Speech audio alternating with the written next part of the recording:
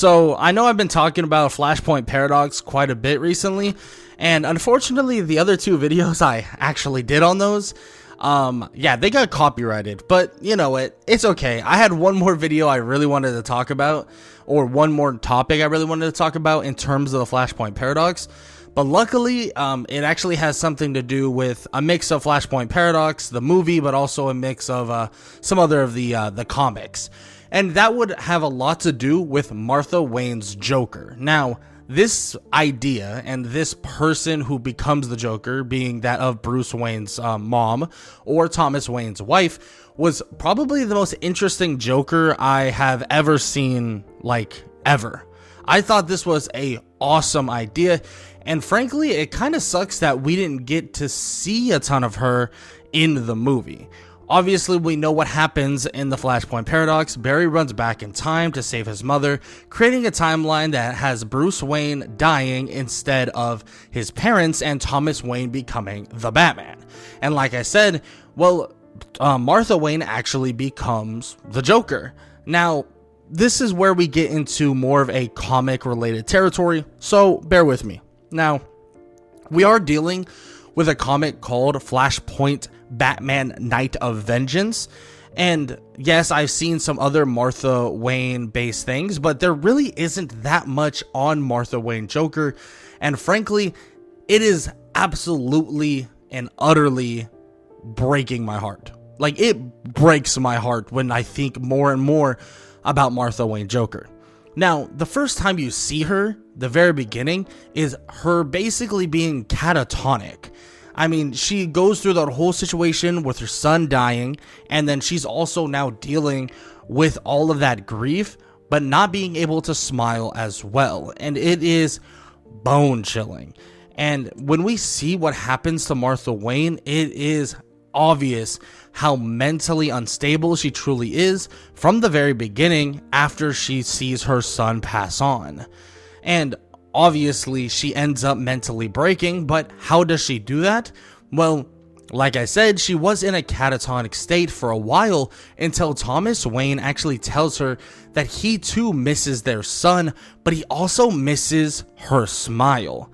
And this is where things go mentally insane and absolutely is super sad.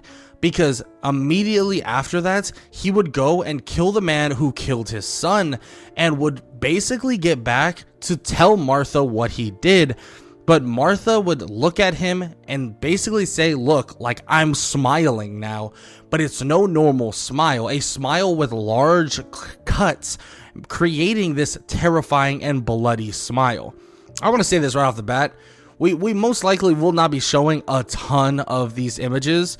I mean, like, flat out, they are pretty damn graphic. This isn't as bad. Like, I mean, we've seen a little bit of blood here and there, and like, you know, the smile that you know, is a little bit on the creepier side isn't too crazy.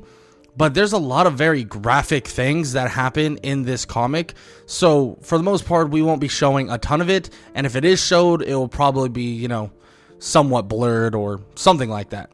Now, this goes on to her basically truly entering the version of the Joker she learns to be, or basically becomes. Now, this is Bruce's mother. Like, let's make this very clear. This is Bruce's mother, so of course Thomas Wayne doesn't actually want to kill her.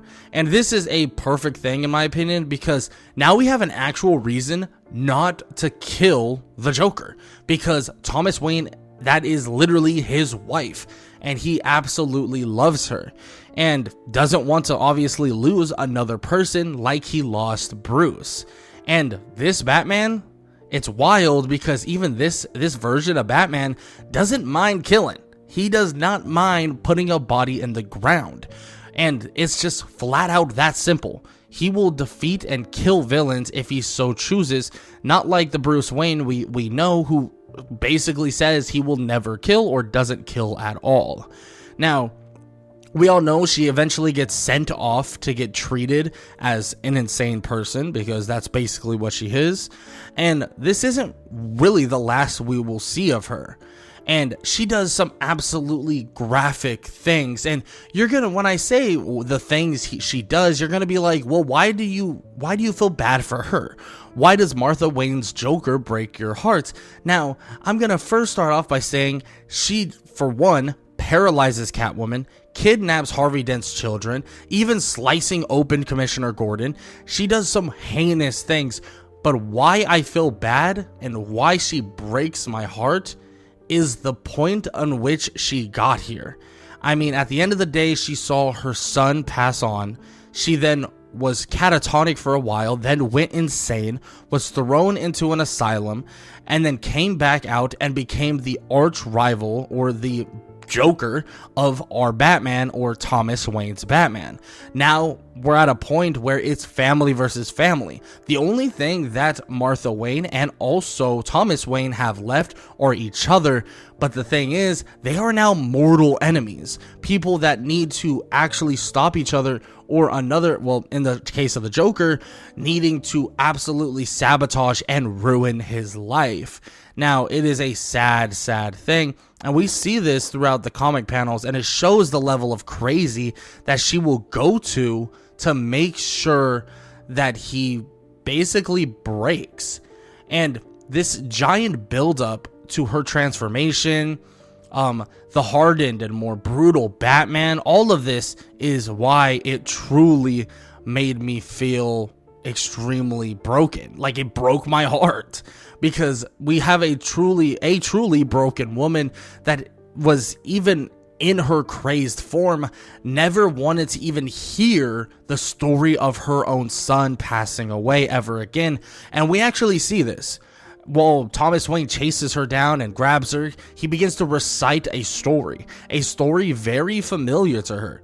And he recites the story of that night, the night that Bruce Wayne passed away. But here's the thing. When he begins to basically cite this story, it wasn't the same story that she remembered.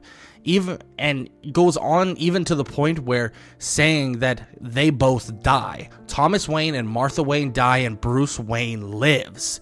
And he would basically say these things to her, and this is where things get even more sad, because Thomas Wayne asks her, would she be okay with giving their lives so that their son can live?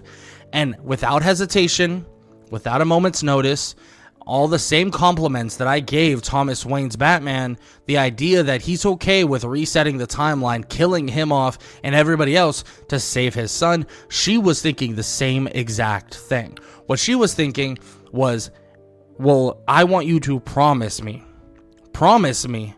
that you will save our son, that you will save him, that you will change the timeline, that you will make it so he lives, so he can live his dreams out, so he can be the person we wanted him to be. And of course, Thomas Wayne would say yes. He would have no hesitation in saving his son. He would sacrifice himself and everybody else if it meant his son could live. But at the end of the day, not every story has a happy ending. And Martha Wayne's story is not happy. And the ending is not heartfelt. It is brokenhearted. Because the reality connected to that decision would break her even further at the end of the day. The only thing she holds on to is the love for her son and the grief from losing him. But now, what she would end up learning is that even when they give their life that they have because their son passed on, well, even though they would decide to give their lives, their son Bruce Wayne would still become just like Batman, just like his father. Not the doctor, not the person that lives his dreams, not the person who would become a stable and amazing part of society. He would be a tormented vigilante, just like his father. Now, you can take this many of different ways.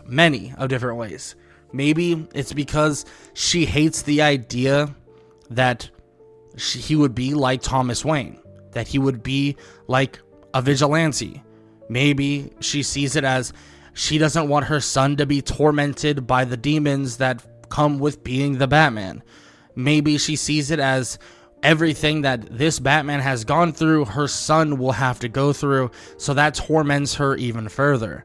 Now, you can go on and on and on and on about this, even connecting the idea of her being the Joker to the idea that her son will most likely have someone just like her to deal with.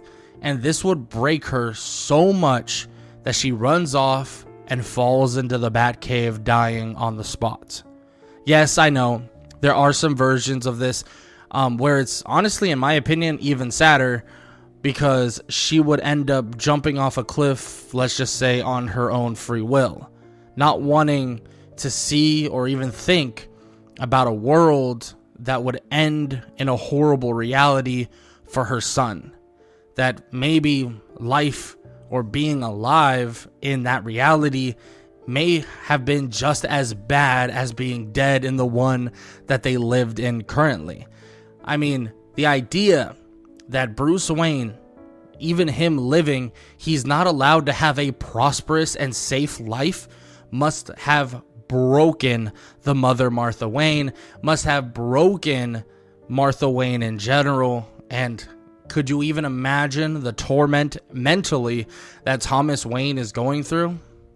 I mean, let's be honest, he literally would sacrifice himself and everyone else to get his son back.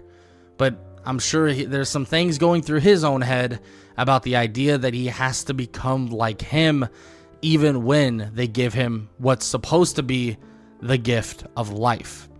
Now, to end it all off, there's massive emotional attachment to this Joker.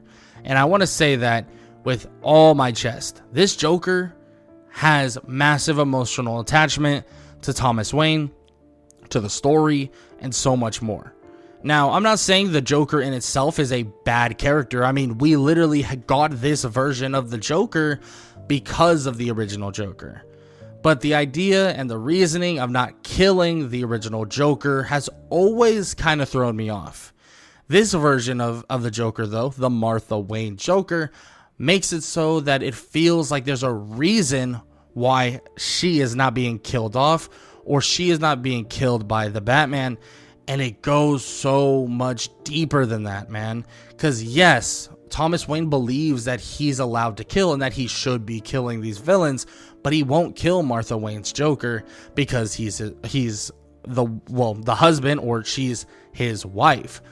And it just shows this emotional attachment that goes so much deeper into this character's just ideals. And the fact is, many of us do agree on the idea that there aren't really many good reasons to not kill the Joker in the main timeline. But this idea of Batman or Thomas, not killing the Joker, even though he could and would, probably other versions of him, just adds an extra layer of sadness to not only Thomas Wayne's character, but also Martha Wayne's character as well.